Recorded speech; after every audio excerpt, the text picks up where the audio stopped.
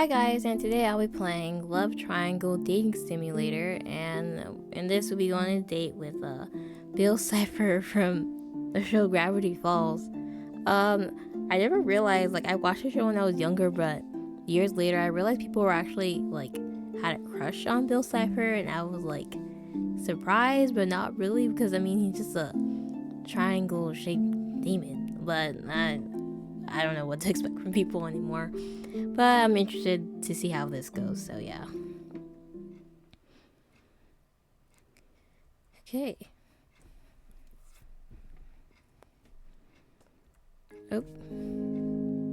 Accidentally skipped that. It was a warm July evening. The sun was just barely up, giving the pine trees around you a pinkish glow to them. After a long trip, you guzzled some water and wiped some sweat from your brow.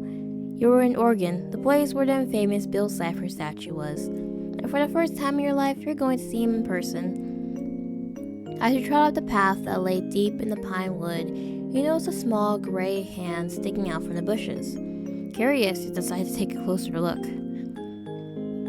It was him. His statue lay there motionless, his body somewhat cracked and patched with growing moss, his limbs mostly gone, all except for the hand that shook with Ford. I forgot what happened at the end of the series. Did he turn into a statue? And his eye, probably as big as your head, it would seem, was all there. You searched around the area for a bit, seeing if the treasure chest was taken, or even if it was still there.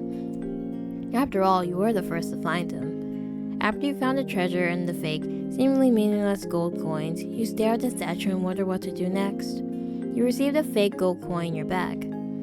You end up taking pictures of the statue, like any modern-day person would. Afterwards, you stare at his thin, small hand. Before the hunt for the statue started, you remember the rules said specifically to not shake the hand. Still, you can't help but wonder what would happen if you did. Whatever, gal. You decide to shake the hand. Within an instant, the ground changed before your eyes from a dull gray to a shiny yellow gold. Too shiny, in fact, that you were sort of had to shield your eyes from the sun gleam reflecting from it. His form had changed back to the way he was in the show. Bow tie, top hat, his arms and legs, and most importantly, his big, somewhat cat-like eye was all shown before you. When the transformation was finally done, he floated close to the ground, wide-eyed and seemingly frightened. He hardly seemed like he knew you were there. Ha ha ha. Ha ha ha, I'm alive. Holy heck, I actually survived that punch. Right, Stan punched him, or was his brother? I don't remember. He stared at his hand, shaking from excitement, until you backed away a bit and stepped on a small branch while doing so. He flinched, now coming into realization that he wasn't alone. Huh? He stared through you, shocked and a bit scared. He waved his hand around to see how you react. He noticed your eye follow his hand. Huh, so you can see me, huh? He mumbled to himself, his hands somewhat shaky. Guess I'm still in my physical form, even after all that mess. The demon blinks a few times, puffs up his chest, and straightens his bow tie and speaks. Well, kid, you sure took your sweet time, but I'm glad you found me. Feels like I've been stuck here for ages. He turns around and starts to float away, waving at you with one hand. Anyway, see you later, sucker. We both turn and look at your wrist. A faint glow of what looks like a transparent chain binds you to. Wait, a chain? How in the world did that get there? Bill, now seeming to once again lose his composure, starts to frantically try to free himself from the chain. No. No. I spent years stuck in a stupid rock and now this?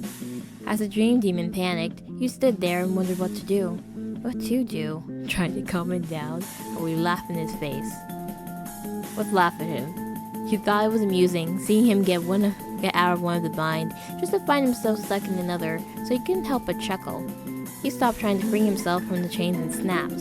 What, is it funny to you? You think this is a joke? Heh, you know what this chain means, right? He held up the chain as if he was playing a bizarre version of show and tell. These means we're soul-bound. It means I'm stuck with you for life. He dropped the chain and had the most sinister look on his face, which seemed pretty difficult to tell since all he had on it was an eye.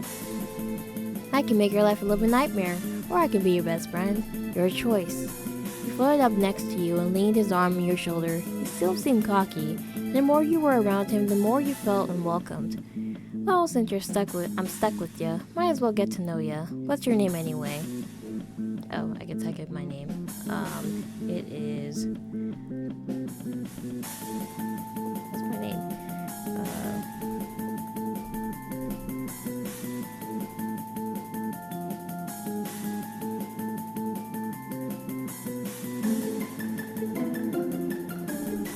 It is Beatrice. Also, what do you go by? You guy, gal, admiring, pal, what? Oh. So you're a girl, huh? Understandable. So tell me, Beatrice, what brought you up here in the first place? How'd you know I was even here? You stood there quiet for a moment. How do you tell someone you saved them because you knew them from a show? As it was, this whole scenario was too surreal to even believe it was happening. But bizarre as it was happening. As you stared off into space, Bill started rummaging through your things and took out your purchased copy of the journal. It's still in good shape, it even has its store-bought cover still on it. Oh ho ho, what do we have? Huh? Why'd you have a copy of Fordsy's old journal? Why'd you have a copy of Oh wait, and why does it look new? It's clear that he has no idea where he is or the fact of his existence to you. He's gonna learn eventually anyway, and after the event so far and the two mental breakdowns, we're not really sure if we could take more surprising news right now. What to do? Tell him what's up? Might as well tell him what's up. Decide to tell him the origins of the book, who wrote it, and why you know of Bill in the first place. He floats there, still staring strangely at you. So you're telling me, you nod, that I came from a show. You nod once more. That a man with a silly goatee and a leather plaid and he made the stupid replica of that diary also. You nod for a third time, seems to look at you like you came from a mental ward. Haha, very funny, so funny, in fact I almost believed you. If that was true, why the heck is my statue here, huh? As he said that, he tossed you the book and tugged the chain as if you were a dog on his leash. Anyway, what's the hold up, kiddo? Are we gonna stand here in the forest until dark, or are we gonna get a move on? As the twilight fades into a starry night, you notice that the events you're experiencing right now can't be undone. Didn't really expect to even be out here for this long, but given the current events, it's not like there was anything you could do about it.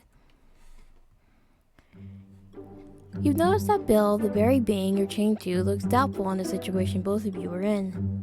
Even if he's a psychotic dream demon, you've known him throughout the show, you realize that you may need to get to know the real him to gain his trust. Start putting up some options. How is he? Constellation hungry? How is he? Try to ask the triangle how he is too. I don't know. Give him some sort of comfort, I guess. He replies with a skeptical sort of look. What's it look like? I'm chained to a lifetime of misery thanks to you. Doesn't look too good now, does it? Probably not the best time to bother him about the situation. Constellations? Try to keep Bill entertained by asking him what constellations are up tonight. Demon rolls his eye for a moment before he mentions something about seeing the summer triangle. He glances at you for a moment before turning his gaze upward. Oh, you mean that? That's formed by Altair, Deneb, and Vega. They also happen to be the brightest stars in the three constellations of Aquila, Cygnus, and Lyra, respectively. Seems to be interested on that subject despite that you just looked this up on the net. Good thinking, you. By the way, just cause it's a triangle doesn't mean that's gonna impress me more. You must have looked that up, didn't ya? After a small moment, you let out an awkward cough. Well, seems like any hopes of wooing him went down the drain. You try to think about something else that might work. You hungry? You asked Bill if he would like to go get some grub or at least eat something just for the sake of the travel. Bill rolled his eye. Oh wow, human food, I'd love to. Not. Well, that didn't work. What else? Let's just get him moving then? Seeing how no other option was useful in the slightest, you asked him that maybe it would be a better idea to get out of the woods. Yeah, seems like the only good plan your head can come up with. Come on, this way. As soon as he leads the way to somewhere, at this point the sun has almost set completely, leaving them walking in the dark almost. Plus, God, the forest was so incredibly thick, it was hard to walk through it all. Well, hard for you anyway, not for Bill. He, on the other hand, was completely phasing through everything that touched him. Everything, of course, except for the chains that bind you two. It was strange. Somehow you two were chained together, and yet there really was no feel to it at all, like it was some sort of hologram. As he led the way, you were so busy distracted in thought that suddenly you slipped over the edge of gravel below you, right into a not so conveniently placed hole. Bill reluctantly is pulled and falls in with you. Hey, Beatrice, watch out! After the initial shock of falling, the demon flusters as he tries to yank the chain up, but sadly was unsuccessful. Ah, why won't you move? Bill, frustrated that all he could do was be pulled down by you, reluctantly was dragged down into what seemed like an endless hole.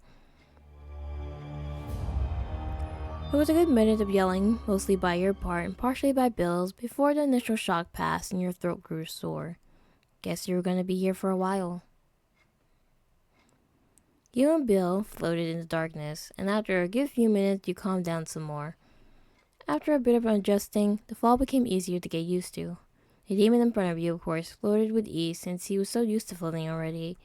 What? From his expression, you could easily tell he was aggravated. You okay? Bill blinks slowly at your question, looking at you foolishly. Yeah, perfectly dandy. I mean, we're stuck together for less than an hour and somehow you managed to make us fall into a hole. Which, thanks for that, by the way. I'm so grateful. He scoffs at you, floating there in silence. Technically, what all had happened wasn't really your fault. Yet you couldn't help but feel he was blaming you for everything. Guess you really should have been more careful. For either of you could speak another word, small light illuminated below, a small circle of white growing bigger and bigger as you fell. Then moments you remember that you were still falling, and that there was a strong possibility that there would be a hard, cold ground you'll meet at the end of it. Your instinctive reaction was to close your eyes, hold your hand, and scream as you fell for the inevitable. Immediately, you tugged the chain until you could grab onto him. He was a demon and could probably survive the fall, but it was always better safe than sorry. Plus, you were pretty terrified and needed something to grab onto. Screams filled the dark hole as you both fell closer and closer to your doom. Let's hope either of you could survive this. The end. That's it? That can't be it. That was really, really, really short. Oh. Maybe we got transported. I'm guessing this game, takes on the notion, after Bill was turned into a statue. I don't remember him turned into a statue. He got transported to another world where, our world where he was just, on a show. I think. Maybe. Let's play another one. Curious, this game has also has other Bill Cipher type of gaming simulators, so I'll play another one, maybe the Halloween version. Okay, so I'm back with the next game, Love Cafe. The Halloween themed one was just basically the same thing as the first game. It was just more Halloween and spooky themed. So the Love Cafe one is just basically a dating sim, we're dating Bill Cipher. He's our waiter in a cafe, and we have to make him our love interest basically. So start. It was a day like any other normal day. You woke up on time, got ready for the day, and head out to face the world. And just like every other day, you needed a good, tasty cup of coffee to start it off right. Your old haunt had closed up shop due to a new big competitor moving into your home turf. It was sad that the little family business couldn't stand up to the corporate. They had the absolute best coffee, and now they were no more. Your only option in this tiny town was the competition. But you refused to give them business. After all, it was their fault you couldn't enjoy your favorite coffee anymore. Petty, absolutely.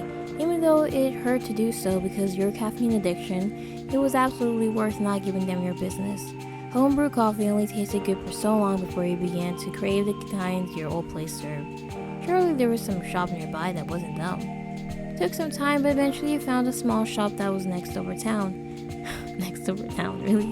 It was more of a wide spot in the road, with no real reason to stop there unless you either lived or worked there.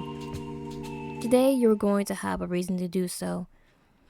It didn't take long for you to arrive in a rural town, or to pull to the rumbling stop in front of the coffee shop. It's Dan Buck's Coffee. The petty side of you enjoys seeing the corrupted logo plastered above the doorway. You step into the unfamiliar cafe, absorbing the comforting atmosphere of the place. This coffee shop was a tad smaller than your old one, but much cozier. The tables and booths took up a majority of the space, leaving not much room for a long line and waiting area. It wasn't quite to your liking, but you really needed a coffee. You joined the short queue. You were so lost in thought that when it was finally your turn to order, you looked up from your phone to address the barista. Standing across the register was something you never expect to see. You needed a day job. Welcome to Starbucks. How may I take your order? You blinked, bewildered by the thing talking to you. Was he really a triangle with one eye? Are you sure you even woke up this morning? This was just too surreal, right?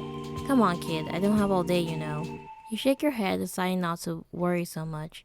After all, no one else seemed to be freaking out about it, so maybe it was all in your head or something. Ahem. Alright, your order. Let's get a frappuccino. You decided that since this was a shop you weren't used to, you might splurge and buy the frap. Maybe with a little sugar rush might clear your mind a bit. The mysterious triangle punched the order into the register before gazing at you expectantly. He holds his hand out. You stare at his hand for a moment before you realize he wants payment. Fighting off the embarrassment, you quickly retrieve the total on the register and hand it over. He takes it and cashes you out, handing back your change and as well as a receipt. Alright, your order number is 42. It'll be out in a bit. As the triangle grabbed the cup to mark it, you couldn't help but stare at the other and wonder. Even if you were somehow sleepwalking, there was no way you imagined something this bizarre. It seemed too real. Triangle quickly noticed you staring at him and raised what was probably an eyebrow, you think? It was hard to read such a face when you only have a singular eye and no distinct facial features to work with. I take it you think you're going crazy seeing a floating triangle working at a cafe? You blink in response. Was it that obvious? You nod at the triangle. Oh, thank God you're not actually going insane. Well, you're not imagining things, not quite, staring at me like I'm some sort of living stuffed animal or something. You nod again, though now that you know you're not hallucinating, it just adds more questions. Don't ask if you're not human would argue. The barista rolls his eyes at the question. Look, instead of asking for my personal biz, let me do my job, alright? The odd triangle moves away from the counter in order to make your order. You shuffle over to the waiting area to await your sweet caffeine fix. After taking a moment to check your phone, you look back up to see the barista again, prepping the workstation and setting up the equipment to start your order. Let him work. Well, you know what? Let's try to talk to him again. Curiosity takes you over you once more. You call out to him. His eye perks up and he looks up from his work and folds over. Yeah? Okay, he grabs his attention. Now what? Ask his name. Triangle's people lifted for a moment to give a short response. Name is Bill, and you? Oh, my name is the same as before. It's Beatrice. I am the same person. You told me your name was Beatrice. He responded with a nod. Or at least, it's what you assume it is. Seems like as the bends the top angle forward a bit before straightening back up. Perhaps you're getting better at reading him. After a few moments, the triangle went back to focusing on his work. Great, now you gotta think of something else to say. Try to charm him. You wonder how he'd react to you flirting with him, considering the fact that he's a triangle and all, and might not get a lot of attention like that. Ask for his number off the bat. You decided to ask his number right off the bat, wondering what his reaction would be. Sure. Wait, really? Only if you could tell me why you need it. That is, kinda weird if I just gave my number to ya and yeah, I barely know ya. I need it for reasons. Need your number so I can get to know you. Can't be harassing you while you work all the time. Demon raised his eyebrows, unable to counter that statement. You got a fair point, but maybe we could work out something. How about you come back here on one of my breaks so that I can have time to actually give you my number instead of doing it now when I'm kinda busy. Good idea. You nod, telling him that's a good idea. Before either of you could say another word, the triangle slides the lid to the cup, finishing the frap you ordered. He hands you the drink and winks at you. At least that's what you think he did, before he walks or hovers back to the cash register to handle the new arrivals and their orders. You thanked him. It's a picture of Stanley. You thanked him and grabbed your coffee, feeling at least somewhat satisfied about coming to the new coffee shop. The wrap was actually just as tasty as your last place. You even got to know someone a bit from there. Maybe soon you'll go back there and see him again. And the end. How long have you been working here? You asked Triangle how he started working there. The barista blinks at you for a moment before responding. A while. Took some time getting used to it, but it's better than working at a fast food joint. Curious, you ask him why he does work there instead of being like a superhero or something, since he seems so supernatural compared to anyone else. He even raised an eyebrow at you, seeming to mull over what to say. You're not quite sure, but was the look he was giving you to stress? Let's say I have my reasons, kid, and just leave it at that. The demon pauses, setting down the plastic cup before speaking. Okay, now I gotta ask you a question. How come I've never seen you before anyway? Did you just move into town?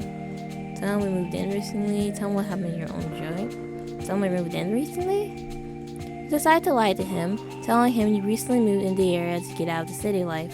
Triangle shrugs as he picks the cup back up, continuing to fix up your order. Don't see how, considering it's not too far from the next town over. Besides, the whole town sits right beside the interstate, so it wouldn't be that much quieter here. Before either of you could say another word, the triangle slides the lid to the cup, finishing the frap you ordered. He hands you the drink along with the weight before he hovers back to the cash register to handle the new arrivals and their orders. You will at least try to say goodbye, but he seemed too busy to notice you at this point. After a moment of waiting, you decide to take your coffee and head out to the store, because he knew he lied. You're not exactly sure whether you ever go to that coffee shop again, nor if you'll ever see Bill again, but you're kind of glad you went there. Maybe you could have asked for his number. Okay, I'm going to tell him what happened to our old, coffee place. You tell him about the coffee shop he used to go to and how it got replaced by a big chain. The demon raises his eyebrow in surprise. Well, the owner here made this place just so he could rip off one of the major chains himself. Guess you both have a hatred in common for them. That's why it's called Stan Ducks. Triangle grabs a napkin and scribbles on it with a pen before handing you the frap. We were talking so much I almost forgot the drink. You were handed the drink along with a written napkin, which displays the phone number along with the words "Call me." The number is for in case you want to find the ins and outs of this place other than, hanging out here in an old coffee shop. You chuckle before waving goodbye, taking the coffee and the number with you out the door. The frap was actually just as tasty as your last place, and you even got to know someone a bit from there. With the barista's number in hand, you step out of the tiny town, all the while making plans to stop back by here soon, and certainly texting the number a bit later today. Okay, let's say I need his number for reasons. Bill raises his eyebrows as he starts pouring liquids into the plastic cup. Reasons, huh? Sounds kind of fake to me. How about when we know each other a bit more, I'll give it to you. Maybe. You huff. You knew you had to get that number somehow out of him before the game ends. That's kind of the whole point of just dating sim, isn't it? Ask pretty please. He gives you a pained sigh before grabbing a napkin and a pen to write on it. Within moments, he finishes scribbling on it and hands it to you with your order. Your happy expression soon turned grim as soon as you noticed the bold FU letters written in Sharpie. Before you could react, the triangle has already floated away from you and was handling his other customers the new arrivals and their orders. Wow, was this a great start to your day? You scrunch up the FU napkin and toss it at the trash, not even caring whether you missed or not. Maybe this was a bizarre dream, but more like one of those that tick you off first thing in the morning. Jeez, the nerve of that guy. Triangle, whatever. If you aren't dreaming, it wasn't likely you'll ever go to that coffee shop again. Okay, and that is the end of Love Cafe. Thank you guys so much for watching this video. Bye!